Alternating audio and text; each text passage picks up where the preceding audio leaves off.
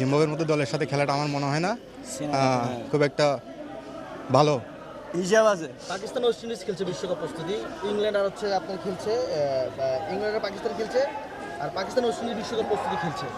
তো ওরাও এখানে খুব ভালো দলের সাথে ফাইট করছে, তাদের প্রস্তুতি নিচ্ছে। সেখান থেকে আসলে বাংলাদেশ এই ম্যাচে জিম্বাবুয়ের বিপক্ষে এত উইকেট, বলাররা ভালো করছে, এটা আসলে বিশ্বমঞ্চে ইউএসএর মতো কন্ডিশনে কেমন করতে পারে? বাংলাদেশ যদিও আমার মনে হয় যদি এই ক্ষেত্রে একটা কথা বলতে পারি আমি, যে জিম্বাবুয়ের সাথে যদিও খেলে থাকে বাংলাদেশ, তাহলে বাংলাদেশকে ইয়াং প্লেয়ার যারা আছে, ইমার্জিং প্লেয়ার যারা আছে, তাদেরকে দিয়ে এক্সপেরিমেন্ট করানো উচিত ছিল।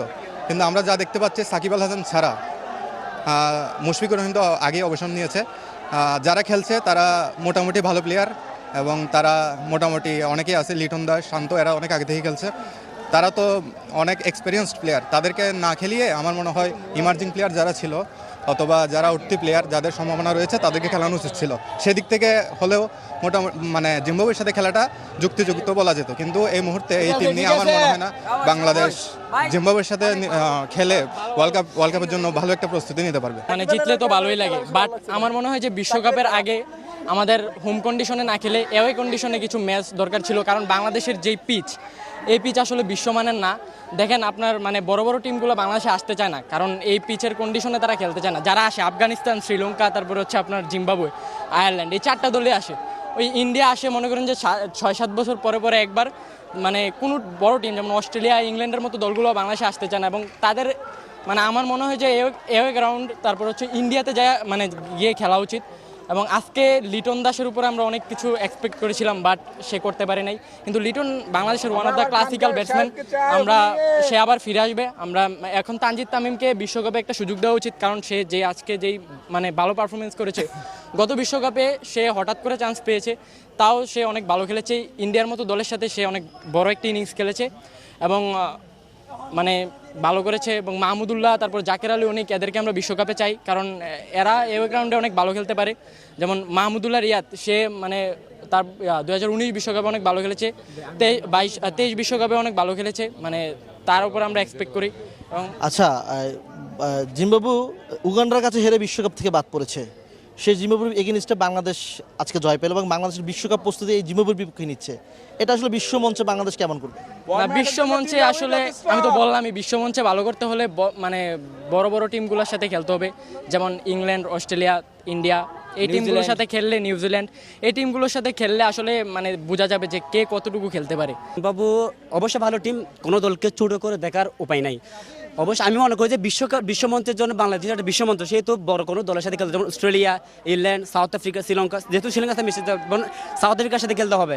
বাংলাদেশ সাউথ আফ্রিকা তেমন একটা টি-20 খেলে নাই। দেখুন, আমি যদি কোনো পরীক্ষায় যদি যান, পরীক্ষা দেওয়ার জন্য যদি গরুর রচনা শিখলে তো হবে না, আমাদেরকে ভালো একটা কিছু শিখতে হবে। যেমন জিম্বাবুয়ে, আমি মনে করি না টি-20 বিশ্বের জন্য বাংলাদেশ যে টিমটা করবে, সেটার জন্য কিন্তু এই যে 5টা টি-20 জিম্বাবুয়ের সাথে হচ্ছে, সেটা কিন্তু আমি মনে করি যে বিশ্বমঞ্চের জন্য এটা কোনো প্রস্তুতি না।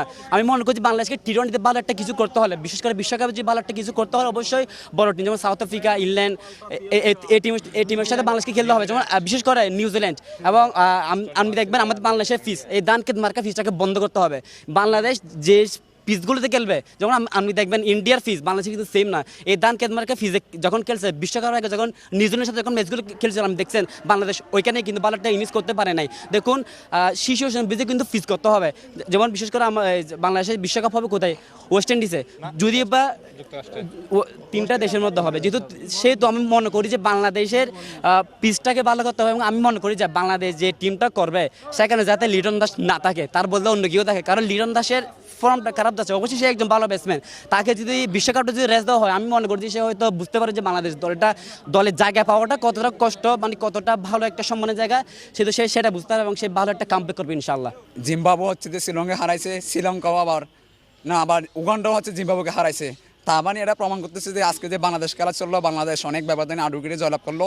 আমি মনে করি জিম্বাবুয়ে কোনো অংশে কম না, বাংলাদেশের কোনো অংশ কম না। আর নিউজিল্যান্ড, অস্ট্রেলিয়া যেগুলো আছে, ইংল্যান্ড যেগুলো আছে, এগুলো super team, one of the best team সারা বিশ্বের মধ্যে। আমি মনে করি বাংলাদেশের কোনো অংশ কম না। বাংলাদেশের মধ্যে এখন আমি যাকে পার্সোনাল লাইক করি, সাইফুদ্দিন ব্যাক করা, তারপর আমাদের জাকের আলী, তারপর এখন যে তানজিদ তামিম, বাংলাদেশের one of the best batsman opener আমি মনে করি এখন তামিমের রিব্যাক হিসেবে ব্যাকআপ ওপেনার হিসেবে আমি মনে করি সে বাংলাদেশের ফিউচারে বাংলাদেশকে অনেক কিছু দিবে, বাংলাদেশকে এগিয়ে নিয়ে যাবে। আমি মনে করি আপনি যেটা বলছেন যে নিউজিল্যান্ড, অস্ট্রেলিয়া, ইংল্যান্ড ওরা কোনো অংশে কম না, এখন ভালো করে প্রিপারেশন নিচ্ছে। বাংলাদেশে নিচ্ছে যে ফার্স্ট ম্যাচের যে সিরিজটা হবে এখান থেকে বাংলাদেশ একটা ভালো মানে কনফিডেন্স লেভেল নিয়ে আশা করি আমি বিশ্বকাপ মঞ্চে যাবে এবং বাংলাদেশের জন্য সাফল্য বয়ে আনবে, সারা বিশ্বব্যাপী বাংলাদেশকে জানান দিবে বাংলাদেশ কোনো অংশে কম নয়। এবং বাংলাদেশ যে ক্রীড়াপ্রেমিক, বাংলাদেশ যে তাদের ক্রীড়াপ্রেমিককে ভালোবাসে, তাদের যে বাংলাদেশকে সারা বিশ্বব্যাপী পরিচয় করিয়ে দিবে বলে আমি আশা করি।